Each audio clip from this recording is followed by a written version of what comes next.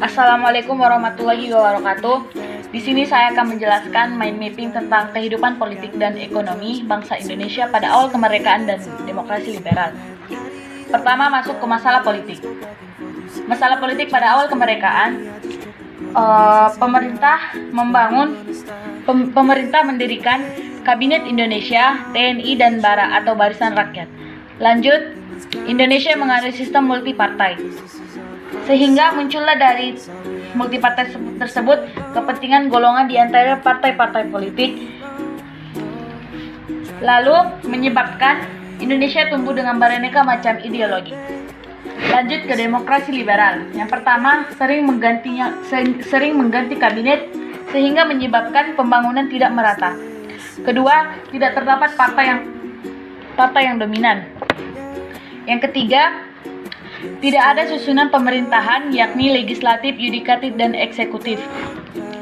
Keempat, mulai muncul pemberontakan D1 atau DT2, Permesta, APRA, dan RMS. Lalu, mulai munculnya sengketa dengan Irian Barat, yang dimana Irian Barat sebagai wilayah bekas jajahan Belanda. Lanjut ke masalah politik awal kemerdekaan dan demokrasi liberal. Pertama, kosongnya kas negara. Kekosongan kas negara di Indonesia akibat penganiayaan pada masa penduduk Jepang. Lanjut yang kedua, seringnya mengganti kabinet sehingga menyebabkan perekonomian tidak stabil. Ketiga, Belanda menjadi arus politik keuangan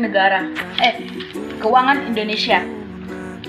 Di mana Belanda menjadi arus politik keuangan yang ada di Indonesia, sehingga Belanda masih memiliki peranan perekonomian di Indonesia yang memperburuk perekonomian bangsa. Lalu lanjut ke demokrasi liberal. Pertama, terjadinya banyak pemberontakan. Pemberontakan yang terjadi di era kepemimpinan Soekarno-Hatta. Maka dari itu, Soeharto selaku presiden kedua mengeluarkan sistem ekonomi komanda, yakni alat-alat produksi harus dimiliki oleh negara dan dengan pengawasan dari negara. Lalu kedua, mulai munculnya krisis ekonomi. Ketiga, penduduk etnis Tionghoa mulai mendirikan perekonomian di Indonesia. Lalu yang terakhir, dibatalkannya KMB. Dibatalkannya KMB menyebabkan Indonesia kekurangan penanaman pasar modal, yakni Belanda. Sekian dari saya. Jika ada kata-kata yang salah, saya mohon maaf dan mohon ampun.